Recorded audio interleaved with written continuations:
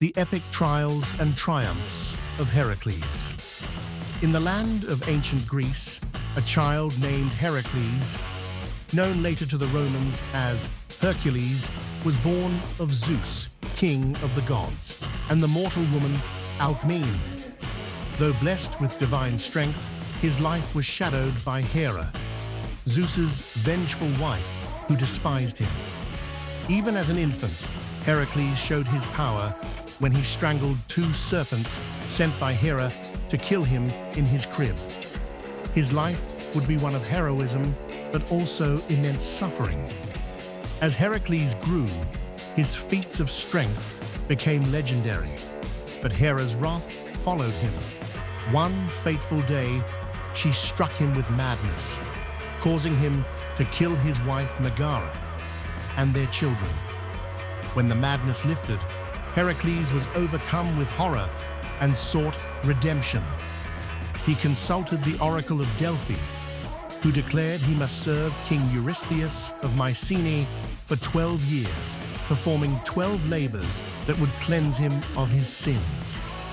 The first labor sent him to the hills of Nemea to slay the Nemean lion, a beast with a hide that no weapon could pierce.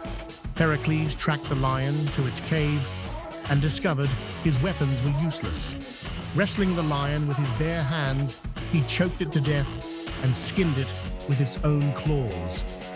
Draping the lion's impenetrable pelt over his shoulders, he returned victorious, terrifying Eurystheus so much that the king refused to meet him face to face.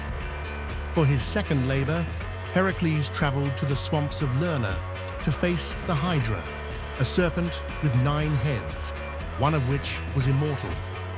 Each time he severed a head, 2 more grew in its place. With the help of his nephew Iolaus, Heracles burned each neck after cutting off a head to prevent it from regrowing. He buried the immortal head under a boulder and dipped his arrows in the Hydra's venom, creating deadly weapons. The third labor was to capture the Cercinaean hind, a golden-antlered deer sacred to Artemis, goddess of the hunt. The creature was impossibly swift, and Heracles pursued it for a full year across Greece. Finally, he captured it without causing harm. When Artemis confronted him, Heracles promised to release the hind after presenting it to Eurystheus, and the goddess allowed him to continue. The fourth labor brought Heracles to Mount Erymanthos, where he was tasked with capturing the Erymanthian boar alive. The beast had ravaged the land, but Heracles drove it into deep snow, trapping it. He bound the boar and carried it back to Eurystheus, who was so frightened by its size that he hid in a bronze jar. For his fifth labor, Heracles faced the Augean stables, home to thousands of cattle that hadn't been cleaned in years. The task seemed demeaning, but Heracles devised a clever solution. He diverted 2 rivers to flow through the stables, washing them clean in a single day. However, when King Augeas refused to honor their agreement, Eurystheus declared the labor invalid, claiming Heracles had sought payment. Next, Heracles was sent to defeat the Stymphalian birds, man-eating creatures with metallic feathers that could be launched like arrows. Armed with a bronze rattle given to him by Athena, Heracles startled the birds into flight and shot them down with his poisoned arrows, clearing the region of their deadly presence. The seventh labor required him to capture the Cretan bull, a magnificent beast sent by Poseidon to terrorize Crete. Wrestling the bull into submission, Heracles brought it back to Eurystheus, who released it into the wild out of fear, leading to its later rampage in Marathon. For the eighth labor, Heracles was tasked with retrieving the flesh-eating mares of King Diomedes.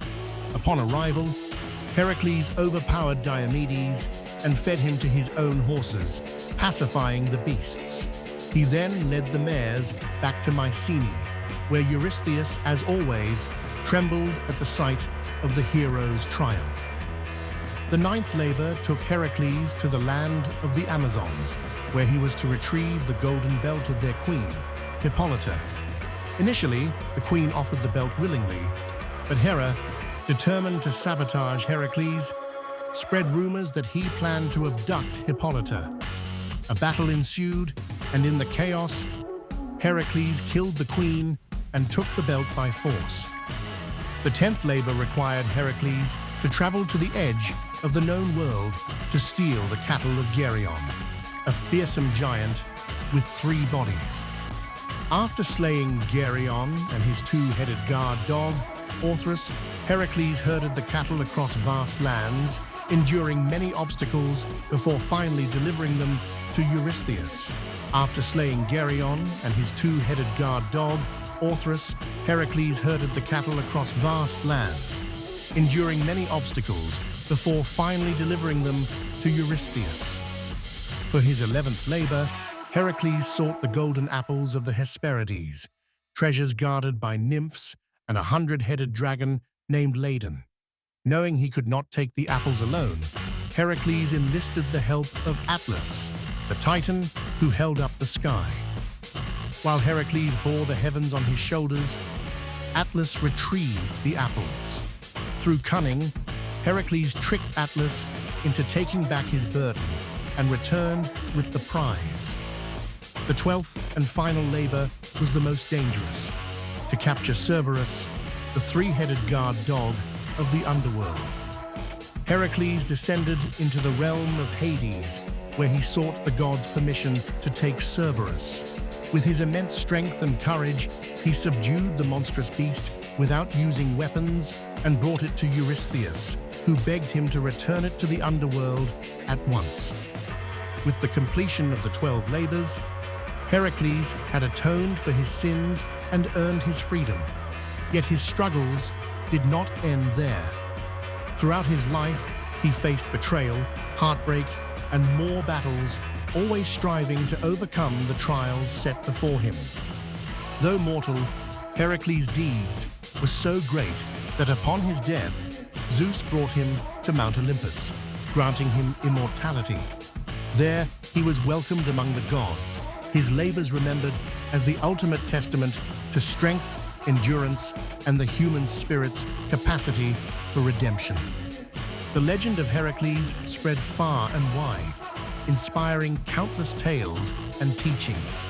Through his trials, he taught mortals that even in the face of immense suffering, one could rise, persevere, and achieve greatness, leaving a legacy that would endure for eternity.